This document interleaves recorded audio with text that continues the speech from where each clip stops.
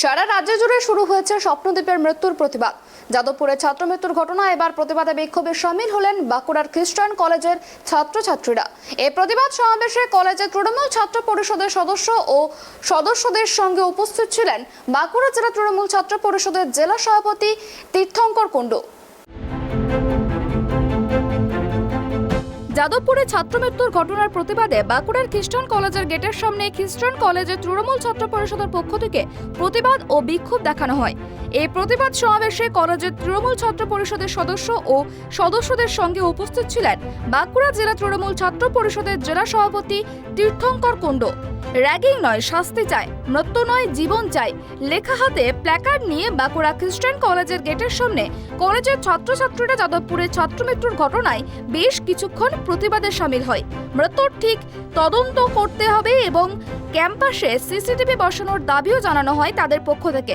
এই বিষয় নিয়ে ছাত্র নেতা তীর্থঙ্কর কুণ্ডু জানান, যাদবপুরের ছাত্র স্বপ্নদ্বীপের অকাল মৃত্যু ঘটেছে যাদবপুর ক্যাম্পাস থেকে, তাই এই ঘটনার তদন্ত যাতে ঠিকঠাক হয় আর কোনোদিন যাতে ছাত্রদের অসুবিধার মধ্যে পড়তে না হয়, তাদের সুরক্ষার জন্য সিসিটিভি সহ অন্যান্য দাবি দাবা নিয়ে তাদের রাজ্য নেতৃত্ব গিয়েছিলেন যাদবপুরের বিশ্ববিদ্যালয়ে তাদের ডেপুটেশন সাবমিট করতে।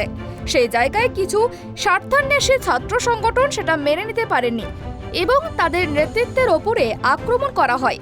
তার প্রতিবাদে বাঁকুড়া জেলার প্রত্যেকটি কলেজে পরীক্ষার কথা মাথায় রেখে সুষ্ঠুভাবে হাতে প্ল্যাকার্ড নিয়ে কালো ব্যাজ পরে প্রতীকী আন্দোলন করা হয়।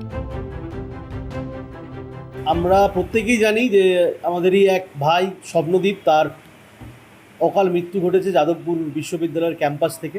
তাই তার ওই ঘটনার যাতে করে তদন্ত ঠিকঠাকভাবে হয়, যাতে করে আগামী দিন ওই ক্যাম্পাসের মধ্যে ছাত্রছাত্রীদের অসুবিধার মধ্যে পড়তে না হয়, তাদের সুরক্ষার জন্য সিসিটিভি বা অন্যান্য সমস্ত দাবি দেওয়া নিয়ে আমাদের রাজ্য নেতৃত্ব গতকাল গেছিলেন যাদবপুর বিশ্ববিদ্যালয়ের ডিনের কাছে অ্যাপ্লিকেশন, তাদের ডেপুটেশন সাবমিট করতে। তো সেই জায়গায় কিছুজন স্বার্থান্বেষী ছাত্র সংগঠন, কিছু বাম অতি বাম সংগঠন, তারা সেটা মেনে নিতে পারেনি। তারা তৃণমূল ছাত্র পরিষদকে আটক করার জন্য তাদের উপর আক্রমণ করে রাজ্য সভাপতি এবং তৎসহ রাজ্য কমিটির অন্যান্য সদস্যদের উপর আক্রমণ হানায়।